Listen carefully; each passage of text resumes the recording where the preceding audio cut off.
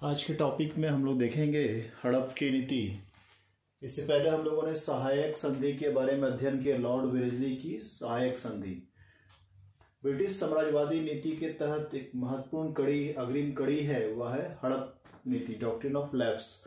डलहौजी को इसके रूप में ज्यादा जाना जाता है। आइए देखते हैं कि डॉक्ट्रिन ऑफ लैप्स के तहत क्या क्या पढ़ना है। इससे जैसे मैंने पिछले क्लास में कहा था, जो वीडियो नहीं देखे हैं सहायक संधि का आप जरूर देख लें। उस क्लास में हम लोगों ने देखा था कि पीटी में, प्री में किस किस एग्जाम में हड़प नीति से, डॉक्ट्रिन ऑफ लैप्स से एग्जाम में क्वेश्चन पूछे गए हैं, वो मैंने उसमें चर्चा किया था। डॉक्ट्रिन ऑफ लैप्स में देखेंगे इसकी परिभाषा क्या है और इसके बारे में हम लोग इसका विस्तृत अध्ययन करेंगे। परिभाषा के साथ साथ क्या है, पृष्ठभूमि, उद्देश्य, देशी रियासतों का क्या स्वरूप था, उनकी क्या विशेषताएं थी, किन किन रियासतों को इसने हड़पा है डलहौजी ने, और अंत में इसका मूल्यांकन क्या है। डॉक्ट्रिन ऑफ लैप्स की जो पॉलिसी है, नाम से लेना, डॉक्ट्रिन का मीन्स होता है सिद्धांत, और लैप्स मतलब आपने खो दिया, लैप्स हो गया आपका। इसे और भी कई नामों से पुकारा जाता है, व्यापगत का सिद्धांत या फिर गोद निषेध प्रथा। इस नीति को लाने का मुख्य उद्देश्य ये था कि जो देशी रियासत थे, वैसे देशी रियासत जिनका कोई अपना जैविक उत्तराधिकार अर्थात कोई पैतृक उत्तराधिकारी, पुरुष उत्तराधिकारी नहीं है, तो वैसे देशी रियासतों को कोई भी उत्तराधिकारी के रूप में एडॉप्टेड सन, दत्तक पुत्र रखने का अधिकार नहीं था। मैंने बोर्ड पर इसकी परिभाषा लिखा हुआ है, जैविक पुत्र उत्तराधिकारी ना हो अर्थात पैतृक पुरुष वारिश नहीं होने की स्थिति में भारतीय देशी रियासतों को बिना युद्ध किए ब्रिटिश साम्राज्य में मिलाने की नीति को हड़प नीति कहा गया। ठीक है। Through this policy any principal state under the direct और indirect control of the East India Company where the ruler did not have a legal male heir would annexed by the company. तो एक प्रकार से तरीका था देशी रियासतों को हड़प लेने का।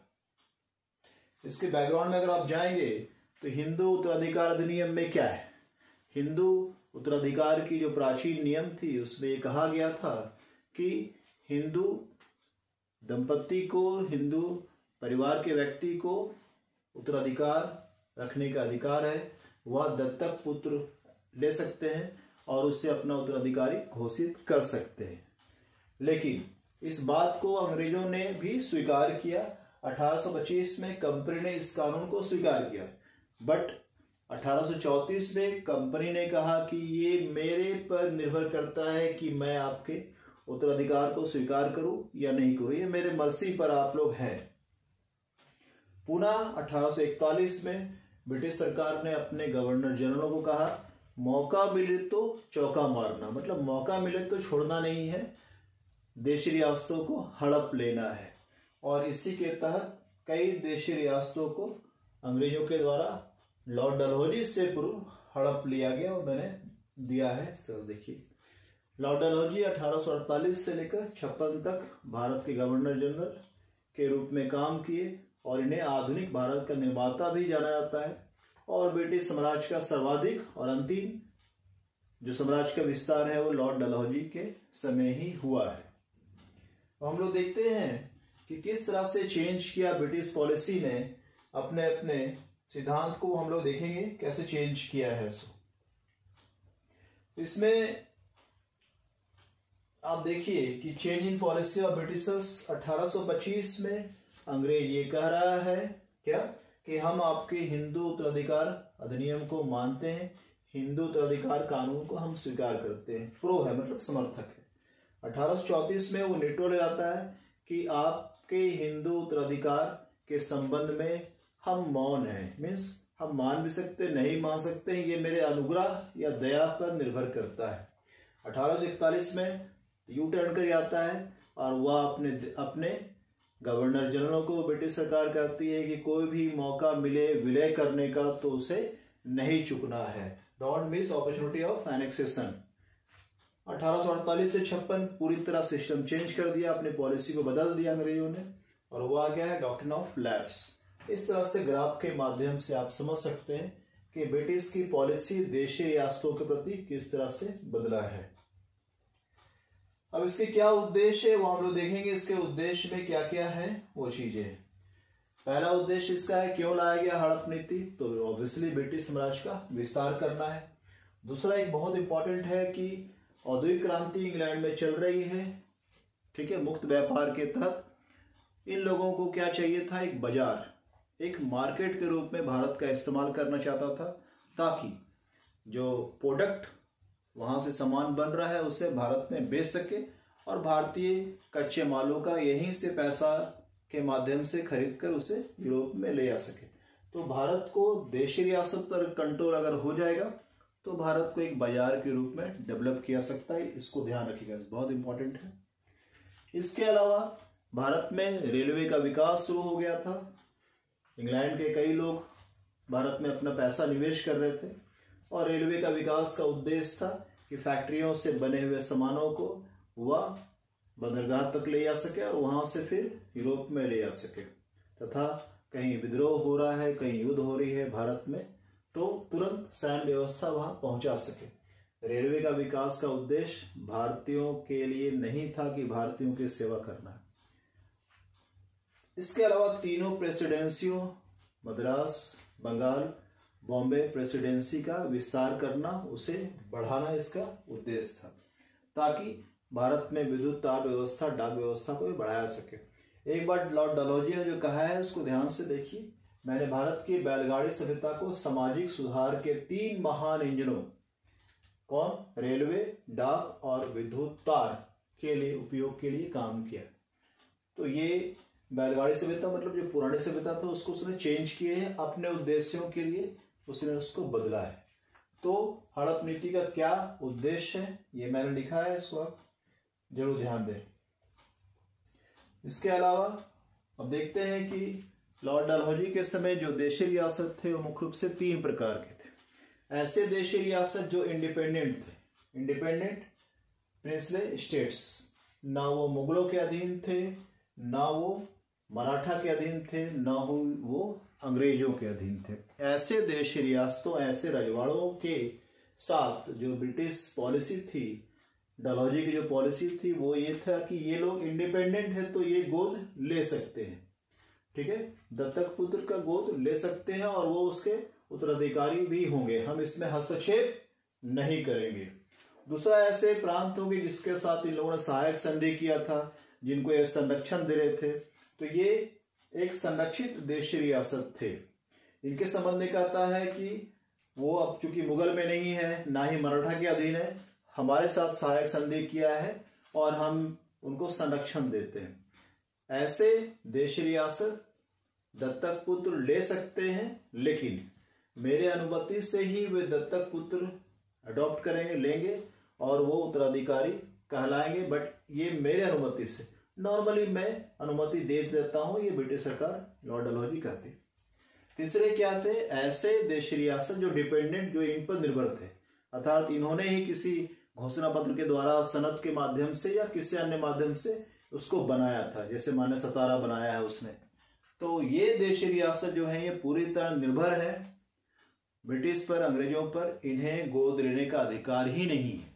जब गोद लेने का अधिकार ही नहीं है तो उत्तराधिकार का भी अधिकार नहीं होगा। तो आप इसको ध्यान से देखें। इसके अलावा इनकी क्या विशेषताएं हैं हड़प नीति की, उसको मैंने ड्रॉ किया है। पहला है कि जो 2nd नंबर और 3rd नंबर, इनको वो हड़प सकते थे, उन देशी रियासतों पर ये नीति लागू होती है। दूसरा, जो भी दत्तक पुत्र हैं उन्हें उत्तराधिकार नहीं माना जाएगा, उत्तराधिकारी नहीं माना जाएगा, और ना ही उन्हें पेंशन का अधिकार होगा और ना ही उन्हें टाइटल का अधिकार होगा, उन्हें राजा नहीं माना जाएगा। हाँ, उनके राजा के जो निजी संपत्ति होगी उस निजी संपत्ति पर उनका अधिकार बना रहेगा। अपवाद स्वरूप नागपुर में ऐसा देखने को नहीं मिला, तो आप इसको देखें। इसके बाद आप देखें कि ये कहाँ भारत में किस तरह से लॉर्ड डलहौजी ने इस नीति का प्रयोग करते हुए किस तरह से हड़पा है। सबसे पहले सतारा को इसने हड़पा है। सतारा आप देख रहे हैं, सतारा कहाँ है, तो सतारा महाराष्ट्र में, ठीक है, तो महाराष्ट्र में सतारा है। उसके बाद जैतपुर है, ठीक है, 2 नंबर जैतपुर, 3rd में संबलपुर, उड़ीसा में संबलपुर, जैतपुर कहाँ है, छत्तीसगढ़ में, बघाट हिमाचल, नेक्स्ट उदयपुर बुंदेलखंड में, नागपुर एंड झांसी।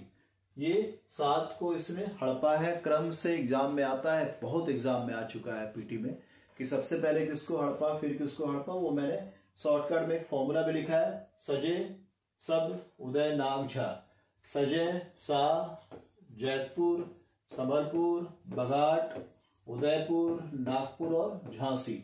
ये इसके अलावा एक करोल, ठीक है, राजस्थान के करोल, इससे भी 1855 में लॉर्ड डलहौजी ने हड़प लिया, लेकिन जो कोर्ट ऑफ डायरेक्टर्स थे इंग्लैंड के उसने उसको स्वीकार नहीं किया है। बाद में लॉर्ड कैनिंग के समय बघाट और उदयपुर वापस करना पड़ा। लॉर्ड कैनिंग के समय से ब्रिटिश अंग्रेजों ने वापस कर दिया उसके देशी रियासतों को। तो इस तरह से हम देखिए पहले किसको हड़पा, किस तरह से।